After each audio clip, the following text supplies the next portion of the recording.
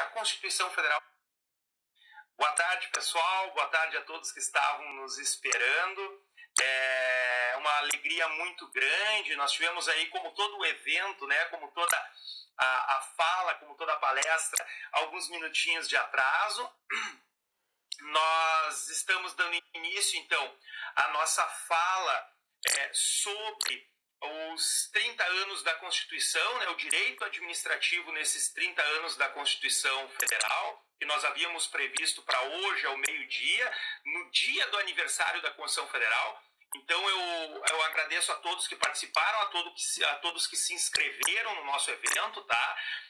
Lembrando que esse evento terá uma certificação, aí, um certificado de 2 horas, que vale para as horas complementares, que vale para o currículo de vocês.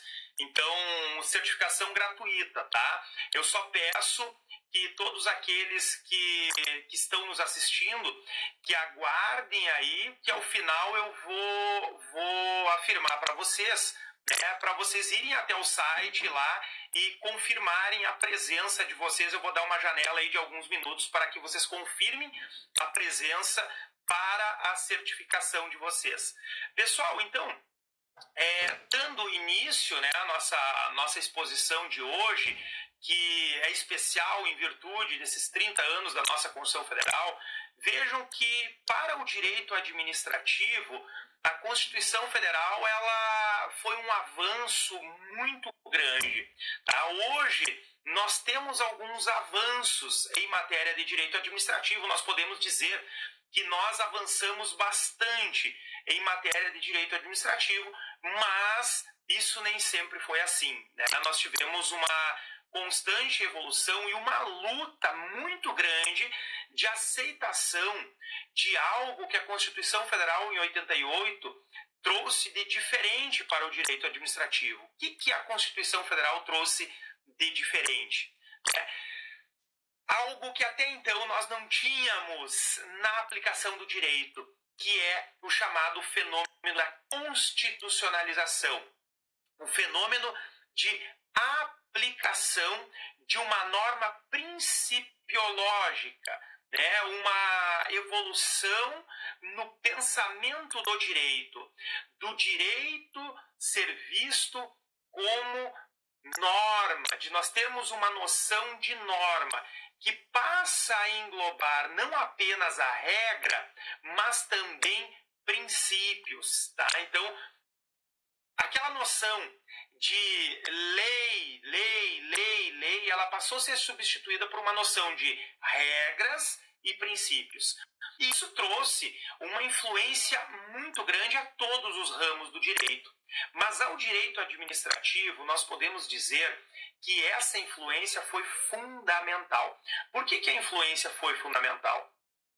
Porque nós deixamos de ter aquele conceito de legalidade estrita, aquele conceito de aplicação, de administração pública só faz aquilo que está na lei, para uma substituição por um princípio, por uma noção, por algo que vai muito além de uma mera aplicação de legalidade, mas algo relacionado à juridicidade, ou seja, compreensão do direito administrativo como um conjunto de normas englobando regras e princípios sem desconsiderar, claro, a Constituição Federal no ápice, no topo desse sistema normativo, nesse sistema jurídico que vai passar a reger as relações entre a administração pública e o cidadão, né? Nós passamos, sob o constitucionalismo contemporâneo, ter uma noção de cidadão e não mais de administrado. E por que isso muda a concepção do direito administrativo, né, à luz da Constituição de 88? Porque cidadão, né, como um conceito, não aquele cartesiano, daquele indivíduo que tem, né, a capacidade ativa e passiva de ser eleito, a legitimidade ativa e passiva de ser eleito, de participar do jogo democrático. Não, mas aquele cidadão como sujeito de direitos, aquele cidadão como um indivíduo apto e capaz de participar das decisões políticas e administrativas do país. Aquele sujeito que passa a ter um espaço na administração pública, um espaço de participação, de controle, aquele indivíduo objeto de emancipação. Então, essa é a grande virada do jogo no direito administrativo, né, à luz desta nova Constituição, que já não é mais tão novinha assim, está fazendo 30 anos. Né? Bom, neste período pós-88, nós sempre podemos traçar 3 fases. Eu gosto de trabalhar com essas 3 fases. E essas 3 fases, elas são marcantes para o estudo do direito administrativo nesse período. A primeira fase, que levou mais ou menos de 88 até mais ou menos o final da década entre o meio e o final da década de 90, é o período da ressaca. Né? Mais ou menos ali, metade da década de 90, 95, 96, mais ou menos nós passamos o período da ressaca. O que é o período da ressaca? Né? Esse período da ressaca é o período de conformação de toda aquela norma infraconstitucional, aquelas leis, aqueles decretos-leis, aquela legislação, como nós chamamos no direito administrativo, a uma nova Constituição. É o período em que o Poder Judiciário, a doutrina, o Poder Judiciário e a doutrina, eles passaram a se debruçar sobre, bom, isso é compatível com a Constituição, isso não é compatível com a Constituição, isso não está de acordo com a nova Constituição. É aquele período de conformação. Veja comigo, nós acordamos da noite para o dia, no dia 5 de outubro de 1988, com uma nova Constituição. E uma Constituição absolutamente diferente de uma Constituição anterior. Nós passamos a ter uma Constituição com um extenso rol de direitos e garantias fundamentais. A administração pública começou a pensar, parei um pouquinho, esse negócio de ampla defesa contraditória lá do processo está valendo, não está? Bom, nós temos agora uma Constituição que diz que tem cláusulas pétreas, isso vale, não vale. Olha só a garantia do habeas corpus, o que vale, o que não vale. Eu tenho que ter defesa técnica para advogado, eu não tenho. Uma defesa técnica constituída por advogado no processo administrativo, eu não tenho. Pessoal, isso formou um verdadeiro caos nesse início pós-88. Junto a isso, nós não podemos esquecer a implementação, iniciada e consumada no segundo governo Fernando Henrique, na década de 90, o período da nossa reforma administrativa. Então, veja, nós caminhávamos no início de uma Constituição nova, sob uma reforma administrativa do Estado. A bandeira da reforma administrativa implementada por Fernando Henrique. Uma reforma administrativa que foi muito pesada, uma reforma administrativa com significativo efeito na esfera da administração pública, principalmente no que tange a 2 temas do direito administrativo. Aquele que envolveu os servidores públicos, as reformas estatutárias dos servidores públicos e a reforma o que se convencionou chamar de privatização ou de desestatização da atuação estatal. Então nós passamos a ter uma atuação do Estado voltado a isso. Nesse meio tempo nós tínhamos 2 frentes. Nós tínhamos um poder executivo agindo e um poder legislativo aprovando as reformas enviadas pelo poder executivo, e nós tínhamos as demandas judiciais envolvendo a administração pública. O que nós passamos a analisar nesse período inicial da década de 90? Principalmente um assentamento, uma tentativa de assentamento de aplicação da norma, né? De aplicação da norma.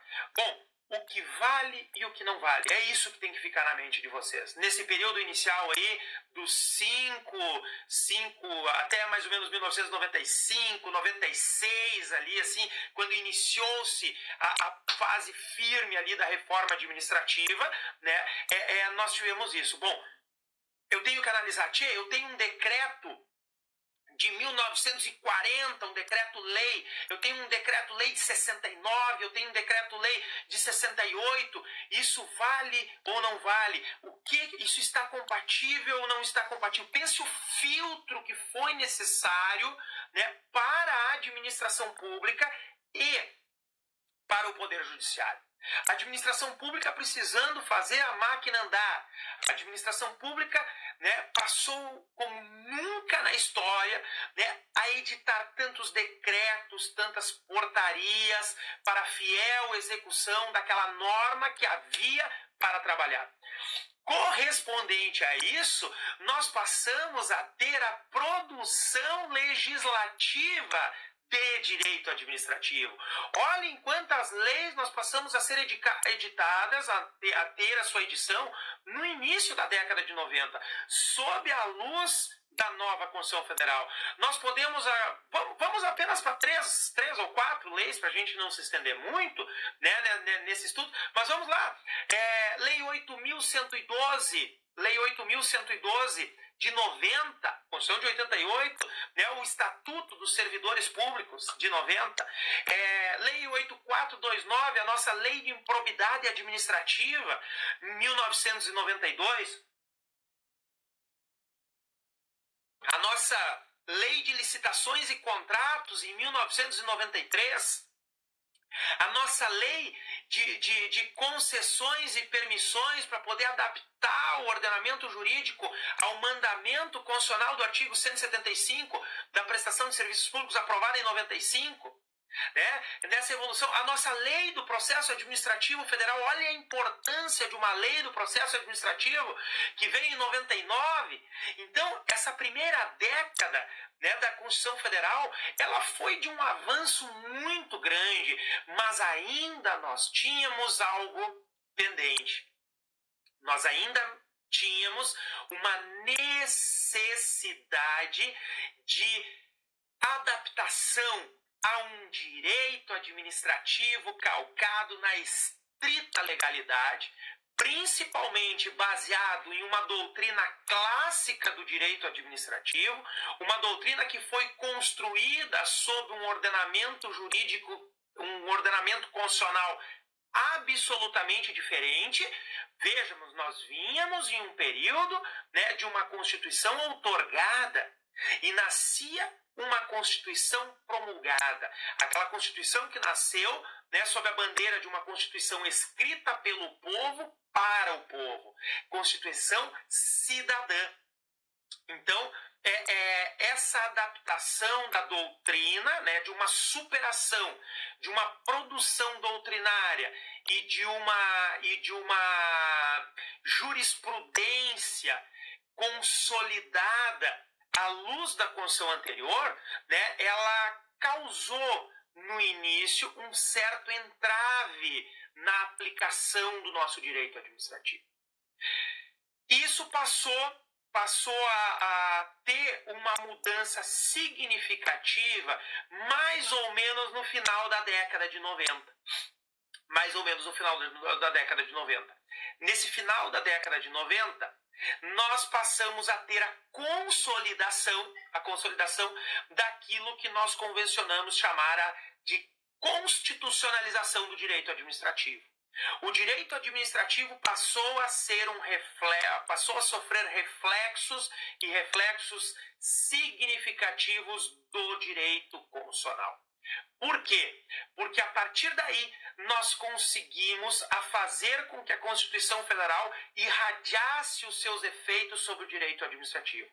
E aquela caixinha fechada, aplicada simplesmente no âmbito da administração pública, né? Ela passou a sofrer, opa, eu tenho uma Constituição Federal, essa Constituição vale, não vale, né? A administração pública, não, peraí, essa Constituição ela serve pra gente aqui dentro, nós temos a lei, e se nós temos a lei que diz isso, o que é a Constituição? Não, nós temos, né, princípios constitucionais aplicáveis à administração pública que passam a definir se uma lei ela é válida ou ela é inválida. Nós podemos ter uma previsão legal, estritamente legal, que viole a aplicação no caso concreto, né, um princípio constitucional, e a administração pública está sujeito a eles. Então nós só passamos a evoluir, vejam comigo, apenas um exemplo. O controle do ato administrativo pelo Poder Judiciário até o final da década de 90, início dos anos 2000, não se falava em Poder Judiciário analisar um ato administrativo à luz de um princípio. Veja, se falasse em analisar um ato administrativo à luz do princípio da moralidade, o Poder Judiciário estava controlando o mérito de ato administrativo. Essa era a bandeira. E opa, o Poder Judiciário não pode analisar mérito de ato administrativo. Veja, se uma decisão feria o princípio da moralidade administrativa e o Poder Judiciário anulasse essa decisão administrativa por afronta ao princípio da moralidade administrativa, ainda que a lei de ação popular, né, que vise anular um ato lesivo ao patrimônio público, fosse lá da década de 60, olha, o Poder Judiciário tem que olhar muito bem, porque senão o Poder Judiciário estaria afrontando e analisando, adentrando a conveniência e a oportunidade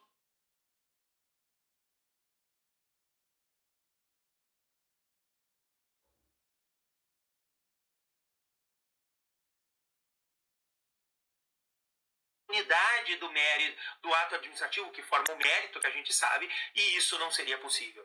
Então veja, pessoal, né?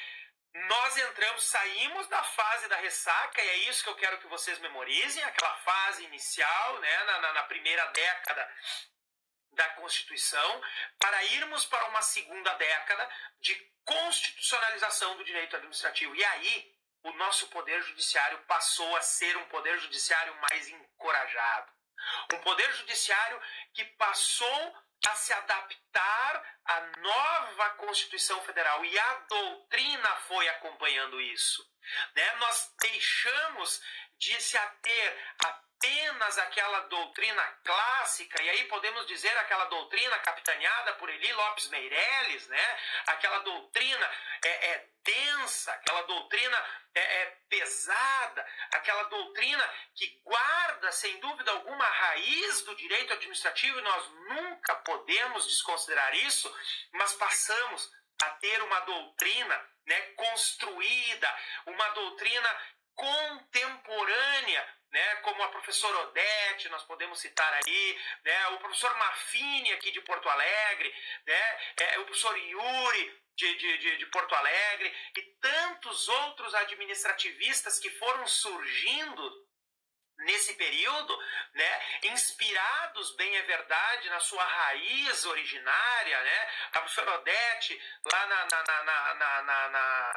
na professora Maria Silvia, né, nós tivemos a manutenção dessa doutrina clássica com o professor Celso Antônio Bandeira de Mello, com a professora Maria Silvia, né, mas nós tivemos esse surgimento de uma doutrina que passou a ser ousada. Veja, a obra da professora Odete é algo fundamental, né? A obra da professora Odete, ela traz o direito administrativo moderno. Veja, isso para o direito administrativo se tornou algo assim esplendoroso. Esplendoroso por quê, pessoal? Porque nós vínhamos de uma doutrina que foi cunhada, que foi adaptada, teve que se adaptar àquela ordem constitucional anterior totalmente diferente. E essa evolução doutrinária, né, do final da década de 90, início dos anos 2000, ela passou, como é o objetivo da doutrina, a influenciar, a provocar e a constranger um poder judiciário. Um poder judiciário que não estava mais fugindo ao seu papel, né, de levar a aplicação do direito. Então, o poder judiciário e o direito administrativo, eles caminham juntos nessa evolução ao longo desses 30 anos da Constituição Federal. Bom, essa provocação do Poder Judiciário, principalmente com instrumentos que surgem, que dão ferramentas ao cidadão dotado de direitos, provocar um controle da administração pública, ela vem com a ampliação de competências. Nós passamos a ter aí, né, a Constituição Federal dotando formalmente, materialmente, inúmeras instituições para que isso ocorresse. Nós passamos a ter uma atuação grande de defensoria pública através da ação civil pública, de Ministério Público promovendo ação civil pública.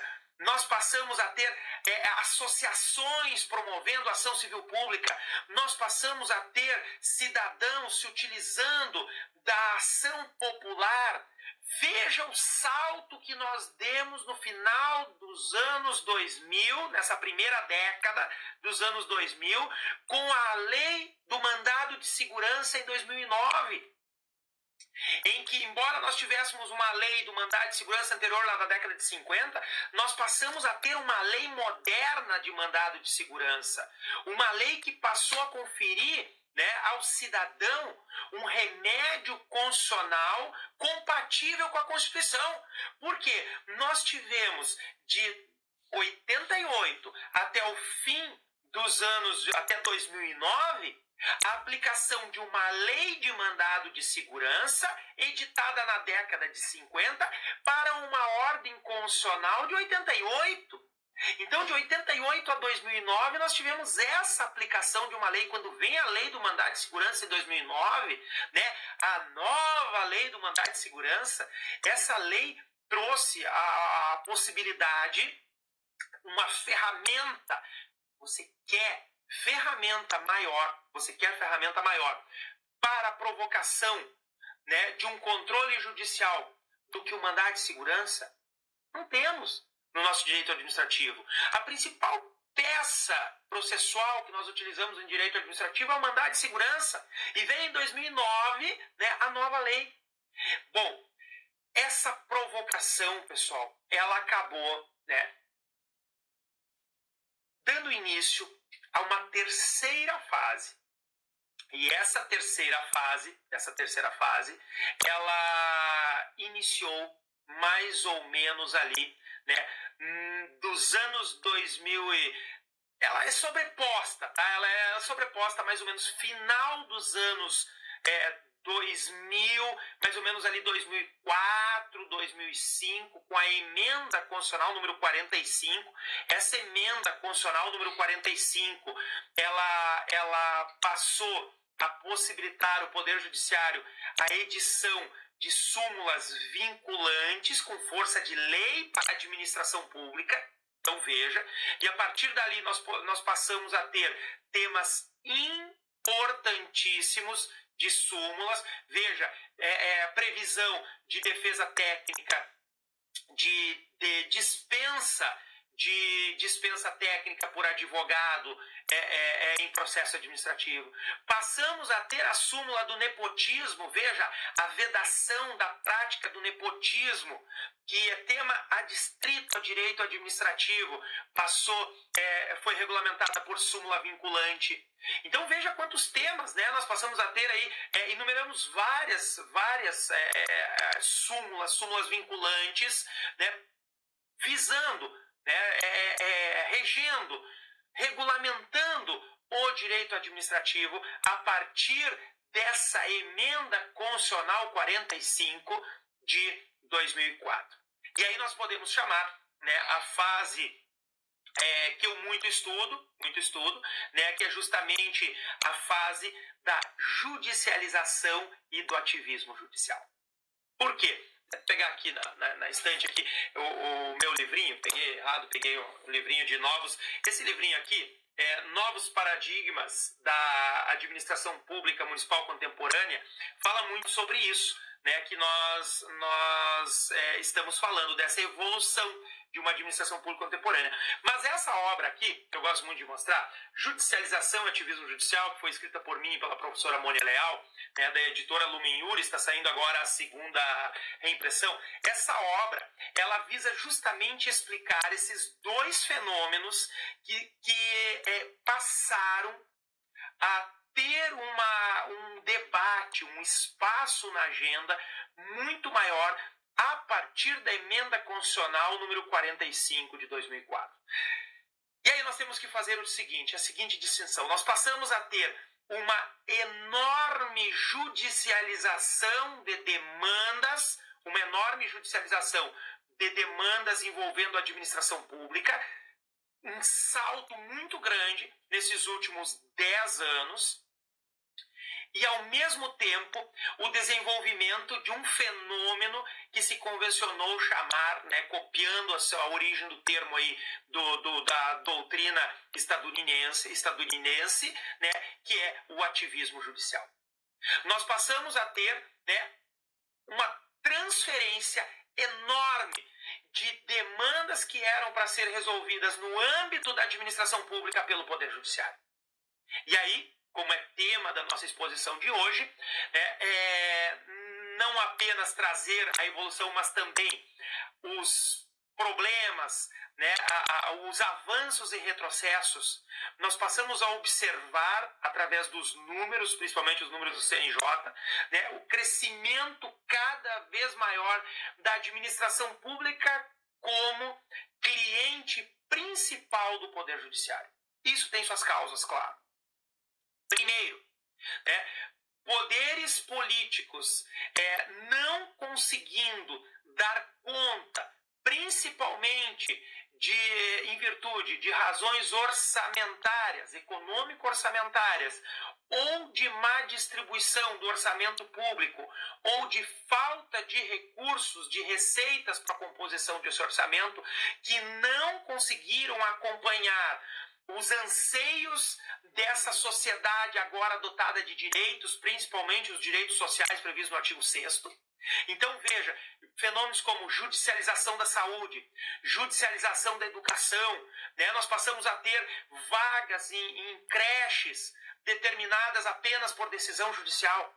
Nós passamos a ter que procurar o Poder Judiciário para ter acesso a uma cirurgia, um medicamento, e isso tornou a administração pública o principal cliente do Poder Judiciário.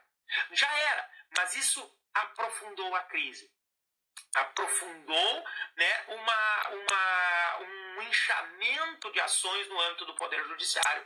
Claro que não erroneamente, porque o cidadão, como eu falei para você, sujeito de direitos, passa a buscar na Constituição Federal o seu direito à saúde, seu direito à educação, seu direito à moradia, seu direito à alimentação. Eu tenho a Constituição, seu juiz. A Constituição diz que eu tenho um direito à saúde e o senhor não pode decidir contrário a ela. E aí vem uma caneta do juiz determinando, né, que um município com 5 mil habitantes esvazie o seu orçamento da saúde para custear aquele cidadão um tratamento necessário para a manutenção da vida dele.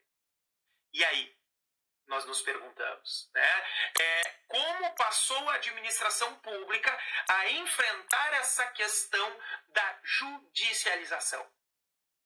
A administração pública, me parece, ela passou, ao invés de progredir, ela passou a apresentar uma certa regressão, um certo retrocesso nesse enfrentamento do fenômeno da judicialização. Sabe por quê?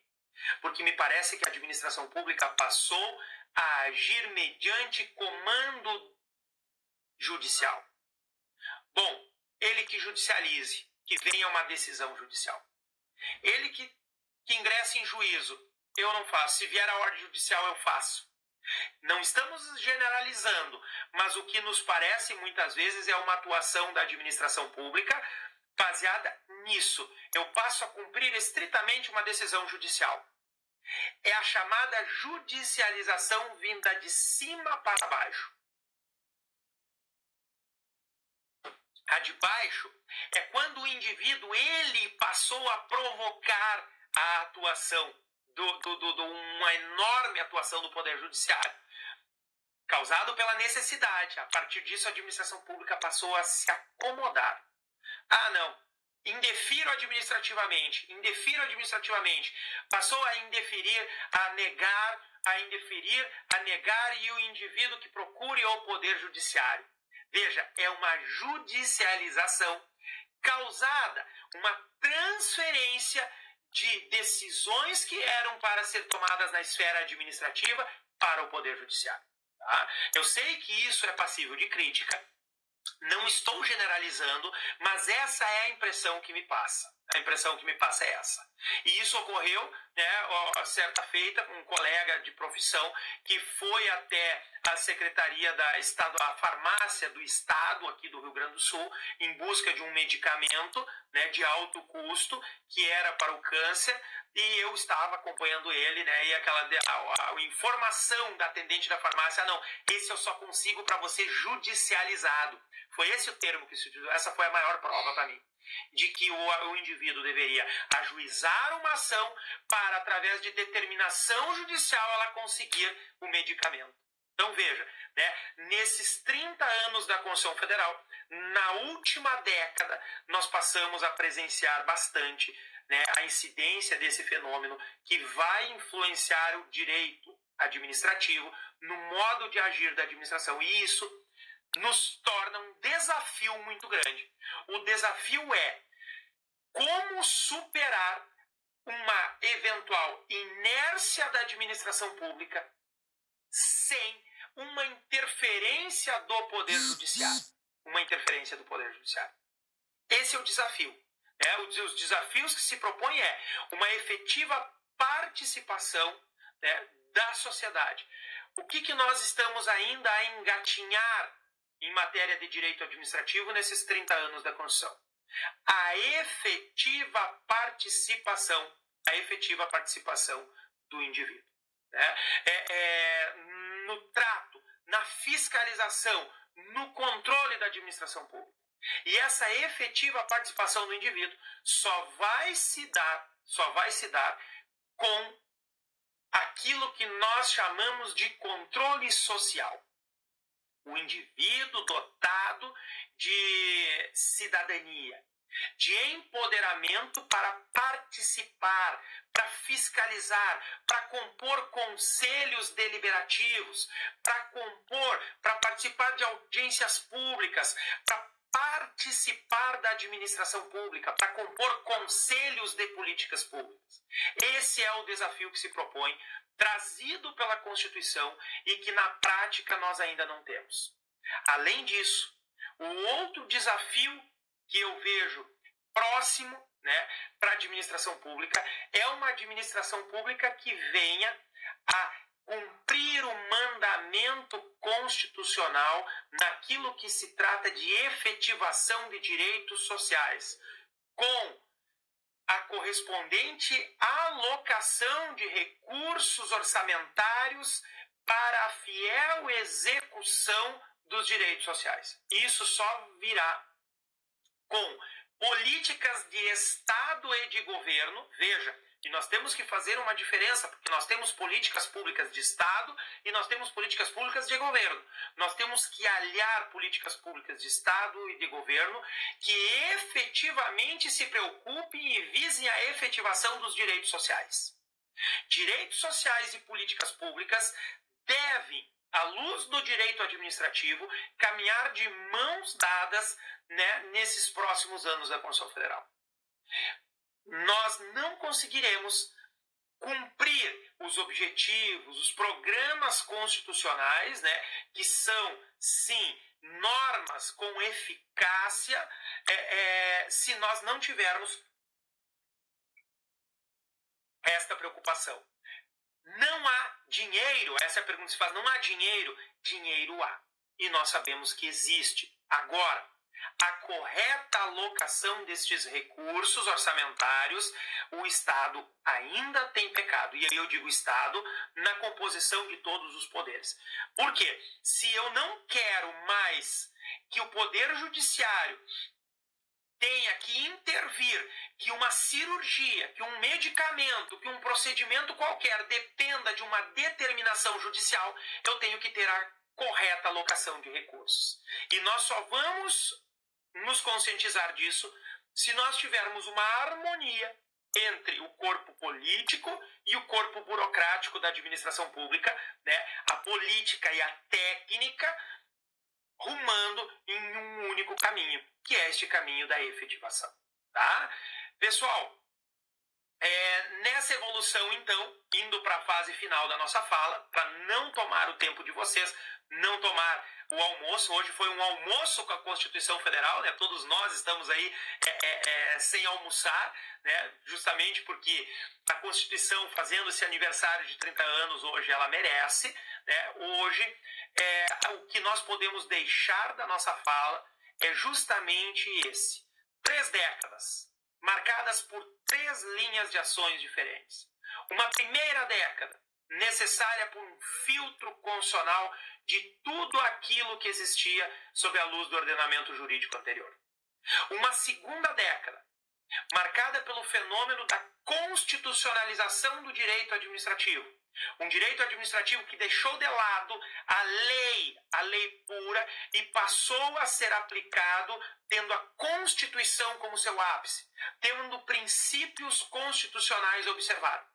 E uma terceira década, marcada principalmente por 2 fenômenos: a judicialização de demandas sociais e um voluntarismo, uma vestimenta de carapuça, de toga do Poder Judiciário.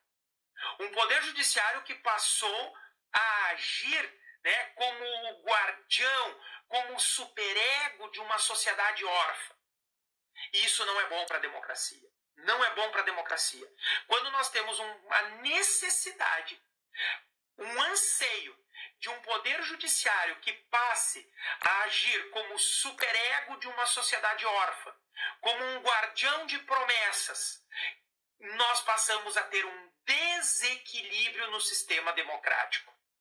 E é isso que nós vimos hoje. O grande desafio que se propõe, o grande desafio que nós temos pela frente é esse: como fazer com que a administração pública assuma as rédeas, né, do seu caminho, como a administração pública ela se mantenha, né, a par da necessidade de vestir realmente o seu anseio como efetivadora de políticas públicas, né, sem uma atuação via Poder Judiciário. Eu aproveito agora esses últimos minutinhos para agradecer a todos vocês que se inscreveram, né? A partir de agora, eu peço para vocês registrarem a presença de vocês, né? Então, digam aí o nome e a cidade, justamente para nós confirmarmos aqueles que nos assistiram até o final agora, para que tenhamos depois lá a confirmação no site para emissão do certificado, né? Então, o certificado aí de 2 horas complementares, certificados válidos. Então, você vai dando o seu presente aí, né? Colocando o nome e a cidade, para que você tenha depois a emissão do certificado do evento, tá bem? Pessoal, eu agradeço a todos vocês, agradeço a partir de agora, viu? A chamada é agora, né? Não é lá, entrou lá no início, deu um oizinho pro professor Felipe e foi almoçar e acho que vai levar o certificado. Não, o certificado, a confirmação olha aí, ó, a Sunara de Marabá, né? A Nádia de Pelotas, todo mundo dando seu presente já aí, justamente para ter a validação do certificado como quem presenciou aí a nossa exposição, a nossa fala, tá bem, pessoal? Indo para a parte final, então, enquanto o pessoal vai marcando a presença aí, antes de nós desligarmos, né, a nossa transmissão, eu gostaria de dizer a vocês que eu agradeço muito. Nós tivemos aí uma média de 200 inscritos, tá? 200 inscritos. O horário foi o horário que nós tivemos disponível para fazer, né? Nós tivemos esse horário, infelizmente, porque temos aula na parte da noite em Santa Maria, aulas na Universidade Franciscana lá, então não tínhamos como fazer.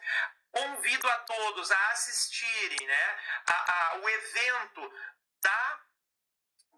do CEISC, hoje às 17 horas vai estar sendo transmitido pelo canal do CEISC, também comemorativo aos 30 anos da Constituição. Vamos ter vários professores que estarão lá em Santa Cruz do Sul, nesse grandioso evento, né, uma live transmitida aí pelo canal do YouTube, justamente para comemorar esses 30 anos da Constituição Federal. Então fica aqui o meu convite a todos que assistam, né, este evento também, lá com os nossos colegas professores do CEISC, e eu não podia, eu que sou um eterno defensor da Constituição Federal, que defendo a nossa Constituição, que digo em aula, digo a todo mundo que nós temos uma Constituição Federal que assombra o mundo.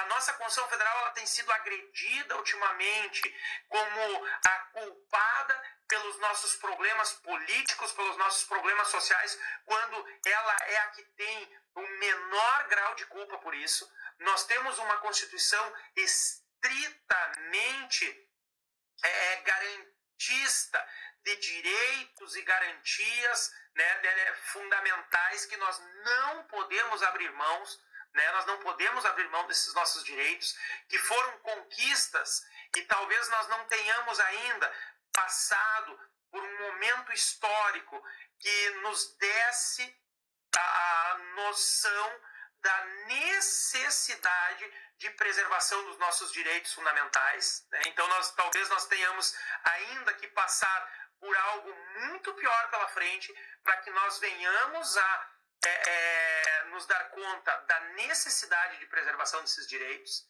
Então, os nossos anseios, né, que foram de 88 colocados nessa Constituição, eles são anseios democráticos, anseios que visavam a proteção a esses direitos, né, que talvez nós tenhamos aí necessidade de nós, eu digo, gerações futuras, nós como sociedade, né, de passar por um problema para valorizar um problema maior, mais ainda do que nós já passamos da nossa história, para nós valorizarmos a Constituição que nós temos. Nós temos uma Constituição que assombra o mundo. Nós temos uma Constituição que pode não ser perfeita, pode ser demasiadamente analítica, mas é uma Constituição que é inspiradora de muitos países, né, ocidentais, países modernos aí, que buscam no nosso sistema constitucional a inspiração para aplicação no estado deles. Tá bem? Deixo para vocês o meu abraço, né? Vou ficando por aqui. Ótima sexta-feira a todos vocês e até a nossa próxima participação. Grande beijo a todos.